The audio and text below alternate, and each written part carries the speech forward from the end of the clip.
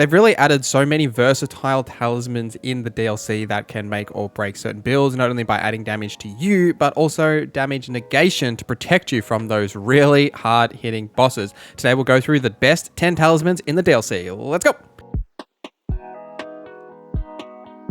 Let me know your favorite new talisman in the comments down below. We'll start with my personal favorite new one, which is Rellana's Cameo. Now, this enhances your attacks executed after maintaining the same stance for a while.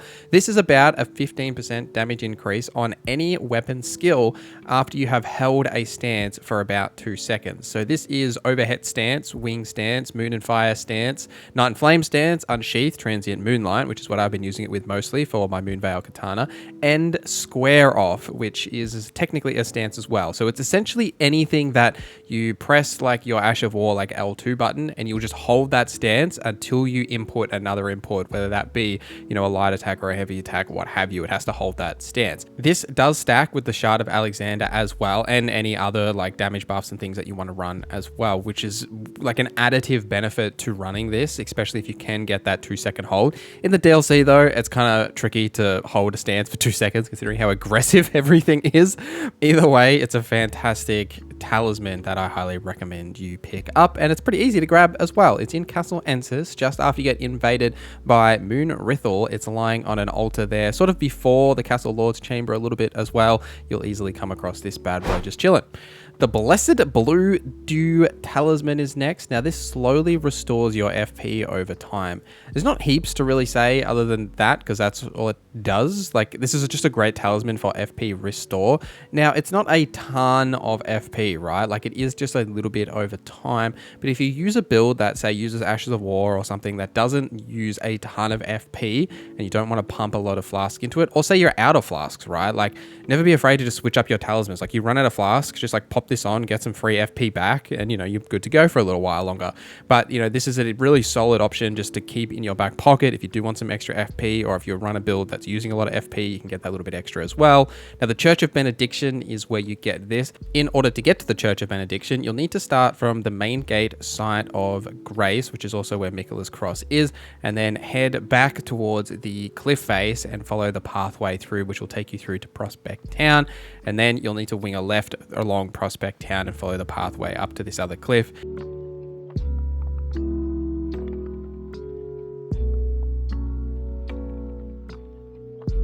You'll then be able to walk behind like this cliff face, which is where you'll find the Church of Benediction. There's also a solid armor piece near here as well.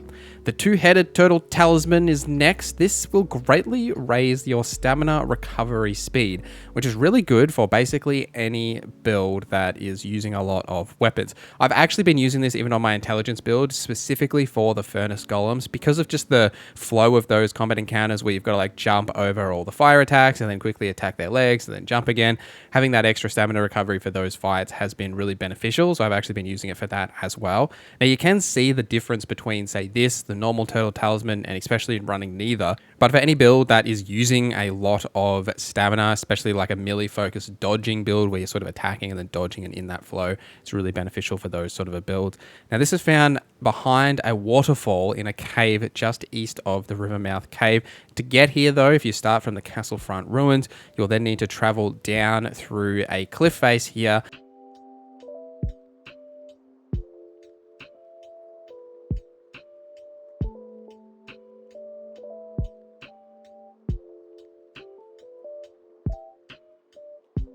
And then through a little cave, which will take you out into the river downstream. And then you'll need to head north up that river downstream to reach the waterfall here. And you'll be able to find the cave which has this talisman in it. The Crusade Insignia raises your attack power after defeating an enemy. Now, this is about 10% for like 20 seconds or so. It's a solid talisman, especially when you are going to be defeating enemies quite regularly. It's sort of the main thing that you do throughout Elden Ring, to be honest. The downside here is that it has like virtually no benefit to any boss fights, so you won't get benefits from that. But while you're just like exploring through a legacy dungeon, just exploring throughout the game, you can't go wrong with like extra attack power for defeating enemies, because you'll essentially be refreshing that buff basically, every 10 to 15 seconds anyway. So even though it does only last about 20 seconds, it doesn't really matter that much because you do kill enemies very regularly. So the buff will actually last a significant amount of time. In order to get this, it actually comes from the Bellerut Tower settlement. Just after the small private altar site of grace, if you wing a right when you do leave out past the Horned Swordsman, you will get invaded near the tree by the Fire Knight Quaileen there. Once you defeat them, you'll get the Crusade Insignia. Blade of Mercy is next. This is similar to the Crusade Insignia in that it raises your attack power by a percentage, but it is after every critical hit. Now, this seems to be more of an attack power buff than the Crusade Insignia, but the downside here is that you do need to trigger critical hits, right? So you actually need to break enemies' poise, knock them down, stab them, get that critical hit to get the buff. So there's a little bit of trade-off there that's harder to trigger, but if you are, say, fighting boss fights that are focusing on breaking their stances, really beneficial for those, or any other encounters where you're going to break a lot of stances. This comes from the Scorched Ruins, like very early in the DLC. You essentially just need to climb your way up to the very top here, and then once you're at the very top, there'll be a chest which contains the Blade of Mercy. My strength homies out there often are lacking in the talisman department, but no longer in the DLC with the two-handed sword talisman. So any build that you have a two-handed weapon, so essentially, you put both your hands on the weapon, right? You only got one weapon equipped. It enhances the damage of those attacks. Now, this is great for any of those builds, right? Those massive weapon builds, colossal weapons, colossal swords, all that stuff where you're just two-handing a weapon, even using the Great Katana in the footage here, right? Like, you've got the benefit there, and it works for all of your basic attacks and everything, so you just get an extra amount of damage for those attacks. There's literally no reason not to use this for any of those sort of builds. This one is a little harder to get, and it is a bit later in the DLC. It comes from the Templetown Ruins. In order to get here, you'll need to start from the Morth Ruins and then head sort of north through like a cave.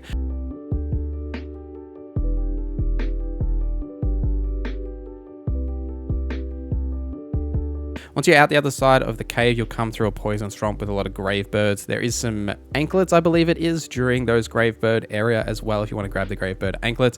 And then that will follow you to a path that'll lead you to the ancient ruins site of grace. Now from here, you'll want to continue down that pathway and avoid the golems. You'll eventually come out at the Templetown Ruins. Now, you'll need to actually climb the Templetown Ruins. In order to do this, you'll need to head to the back of the ruins, and there's a hole in the wall there that will allow you to climb through. And then on the way at the very top, there's a horned warrior there that you'll need to defeat or just steal the chest from behind him, but he's in the chest behind that horned warrior. There is so much fire damage in the DLC, like goddamn, everything just shoots fire at your face. It's quite painful, but to mitigate this, there is a new Flamedrake Talisman that does reduce your fire damage taken by 20%. Now, that's pretty self-explanatory why this is good, right? Because everything shoots fire at you, and avoiding fire damage is hard in the DLC. So having something like this is definitely good, right? There's plenty of bosses that do fire damage. There's obviously the furnace golems, there's the fire knights, there's even more than that I'm not mentioning here, but there is a lot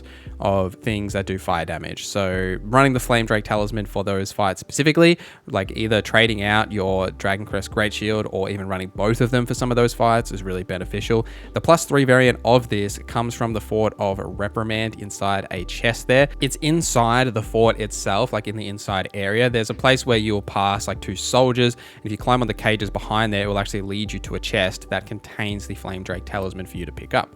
Next is like a 3-parter. So the last 3 are all sort of connected, but it really revolves around a quest line and the Crimson Seed Talisman, which is the main one I wanted to call out. So because everything in the DLC hits really hard, we are fully aware of that, you're going to be using your Flask of Crimson Tears quite a lot.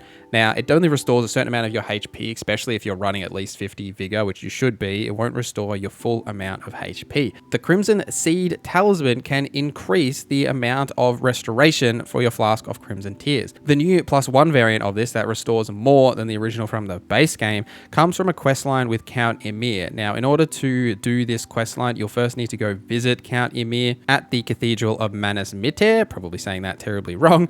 Essentially, talking to him, he'll give you a ruins map and the whole laden necklace, which you'll need to use to ring some fingers. And the first fingers that you'll need to ring is actually located past the Cerulean coast. So earlier in the video, I showed you how to get to the river downstream. So if you're starting from there, you'll need to go the other direction south, follow the jumping puzzle down there.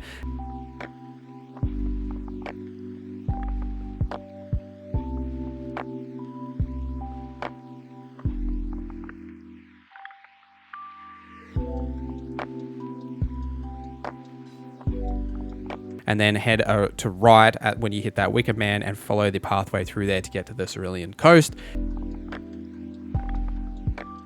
And then from there, you'll need to follow that pathway through what I'm showing you here.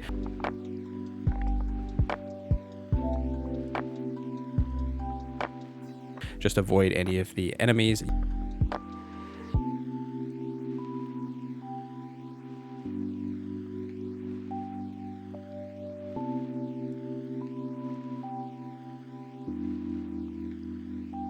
You'll eventually come out at a Finger Ruins. Now, there's some enemies here and stuff that you can obviously explore and do whatever, but if you follow it all the way, just be careful not to die to the, purple laser thing that's getting shot at you.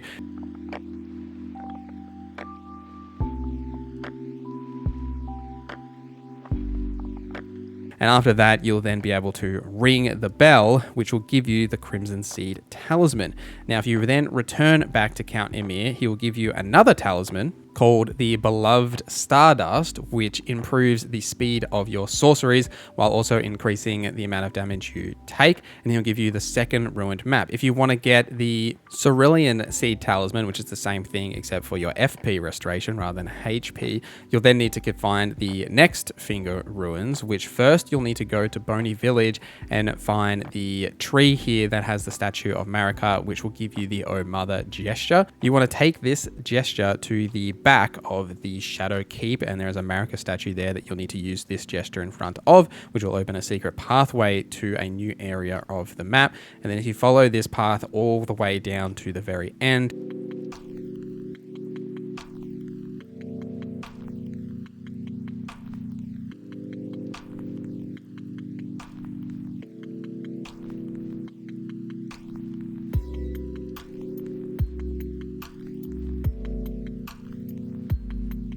you'll actually find the next Finger Ruins and then be able to complete that same little blowing in the bell thing to get your Cerulean Seed Talisman +1. And then you should definitely go and return to the count to finish this quest line. Highly recommend you do that. But that is how you get both of those talismans plus that extra one that he gives you as well. And I might cover the rest of this quest in another video because you get some cool stuff at the very end. So let me know your thoughts on all of this in the comments down below. Thank you guys for watching this video till the end. Thank you to our members for supporting the channel. My name is Norza, and I hope you have a great day.